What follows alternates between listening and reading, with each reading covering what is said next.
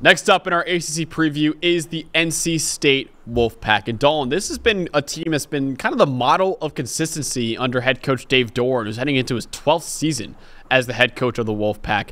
They have won at least 8 games in 6 of the last 7 seasons. They won 9 games last year, even with a struggling passing grade. They were 103rd in the country in offensive grade on passing plays last year. Now, the good news is they bring in some transfers to help out in that passing game. Grayson McCall, the Coastal Carolina quarterback, we'll talk about in just a second. Justin Jolly, a really, really good tight end they brought in from UConn. And Noah Rogers, a receiver from Ohio State, who was a very, very highly rated recruit coming out of high school. Obviously got lost in the shuffle in what was a loaded Ohio State receiving core. Excited to see what he can do for NC State this upcoming year. Also, Kevin Concepcion, who we'll talk about in just a second as well. Superstar, true freshman last year. I'm excited to see what he can do as a sophomore. The defense lost some key players up front, Dalton, but I think the secondary should be able to pick up the slack, and that might be the biggest strength of this team right now. Yeah, absolutely. You got a guy like a star corner and Aiden White and a really good group of safeties, right? A couple of them that are coming back from last year, a couple of them transferring in. But NC State, I think, is starting to get this reputation of having a really, really good defense. And the focus last year was on Peyton Wilson, you know, as a potential first-round linebacker during the season. Wound up going a little later in the draft because of injury concerns. But this year, this NC State secondary is really the unit to watch with their defense, and they're going to keep them in a lot of games. Yeah, and they added it, like they brought back, you know, Aiden White, 3 other DBs who played 500 snaps, and then Donovan Kaufman and Jihad Carter. They brought in from the portal as well. So I really like that secondary. Biggest weakness and the biggest question that I'm sure you'll get into in just a second: how well will Grayson McCall transition to the ACC? He had a 93 overall grade at Coastal Carolina over the last 4 years. That was tied for the best in the country among active FBS quarterbacks in that span. But there are questions with him, right? His best play when he was kind of operating a spread triple option offense at Coastal Carolina, something he won't be running with the Wolfpack this upcoming year. And you saw last year, Dalton, when Jamie Chadwell left to become Liberty's head coach, they didn't really run the same offense. He had a 79.9 grade last year. It's still good, but it's not like the elite play that we saw from him in the years before. He also played one of the easiest schedules in the country in the Sun Belt Conference. Now you're playing an ACC schedule as well. So he's certainly an upgrade over what they had last year, Dalton, but how much of an upgrade, and what do you expect from him as he makes a transition to the ACC? This is a tough projection because I think it compares very favorably to what Sam Hartman went through last year, going from Wake Forest that had a very unique offense, right, and into Notre Dame where it was a more traditional offense. And the results weren't awful, but Hartman still didn't quite get Notre Dame over the top, right? And I think that's what you're looking for with NC State. They're always pretty good, but can you get us really into ACC title contention? Now, as far as what he does right, he is a spectacular play-action passer. He's actually the best play-action passer of any quarterback over the last 4 years, right? Doesn't have a huge arm, but he gets the timing and touch and everything when it comes to finding one-on-one matchups and exploiting them vertically, right? Just a good idea of when to exploit single coverage. Now, the question is when you give him more of a volume and more of a true drop-back game, what happens? He's never had 300 pass attempts in a season.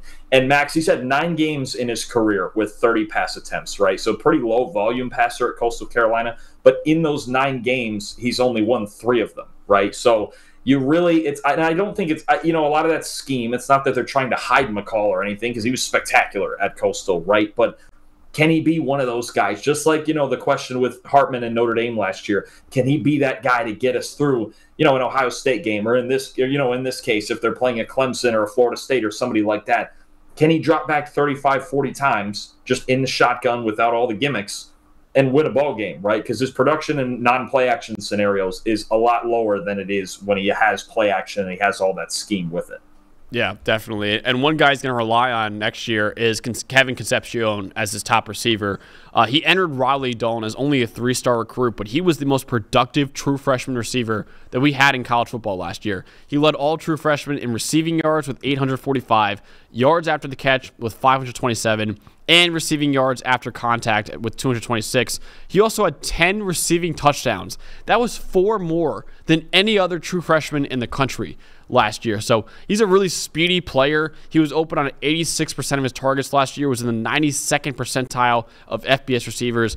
He's only getting started, man. He was so productive as a true freshman. I cannot wait to see what he does with probably a better quarterback situation as a true sophomore. I think he's a rising star that we have in college football right now. Oh, I agree, and if I believe I remember seeing a stat that he was also their leading rusher. So he's a superstar coming up, man, and that's weird to say because he is a receiver still, but no, a spectacular player on the outside, and they've got another good one we've mentioned already on the outside on defense and cornerback, Aiden White, and this guy's a ball hawk, man. You know, he'll take his chances. He's trying to get to the football, and he gets there more often than not. Over the last 2 years, he's had 20 forced incompletions and 6 interceptions. I'll tell you what, if you're a defense that's trying to force turnovers, Aiden White is definitely your guy, and he's the 6th most valuable returning Power 5 corner. So you're talking about a guy who is valuable to his defense, maybe not the most lights-out shutdown corner in the world, but he's a ball hawk. In certain corners, you need like that on your team. You always need one who can just make plays on the ball, make big plays to turn the game around, flip it around against really good quarterbacks, and Aiden White can do that. Yeah, definitely. So, Dalton, NC State under Dave Doeren has been always a safe bet to be a top 25 team. Can they be more than that, though, with what should be an improved passing game? You know, right now they're 4th in odds to win the ACC at plus 600. Do you see them as top ACC contenders, or are you a little bit, more averse to saying that NC State is a top contender to win the ACC next year?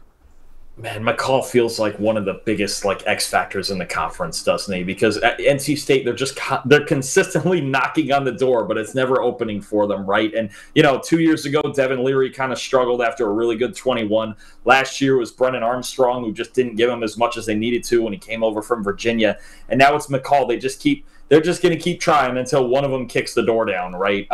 It's the big question, but they really need to be able to run the ball better because we make the joke about Kevin Concepcion was their leading rusher. Well, it's really not good, right? Because that's your top wide receiver. So if McCall's going to be a play action passer, that's great, and you want to lean into his strengths, that's great. But we got to be able to run the ball too. So there's enough questions in their backfield where I think I still question if they're up there with Miami or Clemson or whoever else we have towards the very top of the ACC. It just feels like for now they're still knocking on the door. But if either McCall takes a big step or they can really lean into his strengths and find a running game, then they could contend because they have the defense to contend, right? That's a big thing, but he's one of the biggest X factors in this conference, and we just can't be sure that he's going to get it done because we haven't seen a whole lot of him, I should say, outside of that Jamie Chadwell offense. Yeah, absolutely. And that's really why I'm a little bit lower on his transition to NC State. Now, I do think it'll be a solid quarterback for them, but I just don't think he's going to be the superstar that he was at Coastal Carolina because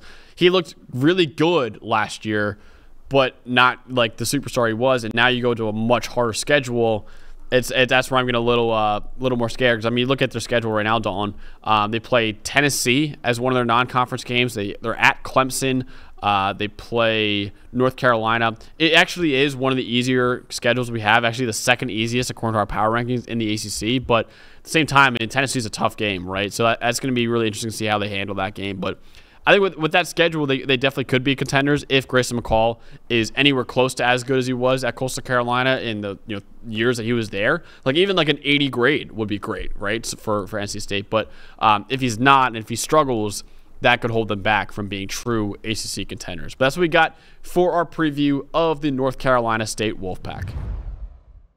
Hey, thanks for watching the PFF College Football Show. Before I let you go, though, we have an unbelievable deal for you guys right now. If you use the code CFB25, you get 25% off your PFF Plus annual subscription. We've got the 2024 College Football Preview Guide that you can find over at pff.com, featuring the best players in the country from all 70 Power 5 teams, plus 10 Group of 5 teams that have the best chance at making the college football playoff as well. You can also gain access to NCAA premium stats for historical games, teams, and player tracking dating all the way back to 2014, so the last decade or so of college football. All the stats you can hope for, you can find in PFF Premium as well. Also, you can be the GM of your favorite NFL team with our unbelievable mock draft simulator where you can draft up to 7 rounds of players for your NFL team. And if you want to dominate your fantasy league, you can do that as well using the best fantasy tools on the planet. All of that and more with your PFF Plus annual subscription, which you can find for 25% off right now with the code you can find in the description. Or if you want to go to subscribe.pff.com and use the code CFB25 at checkout. Again, you get 25% off your PFF Plus subscription. This won't last forever, so make sure you take advantage of it right now.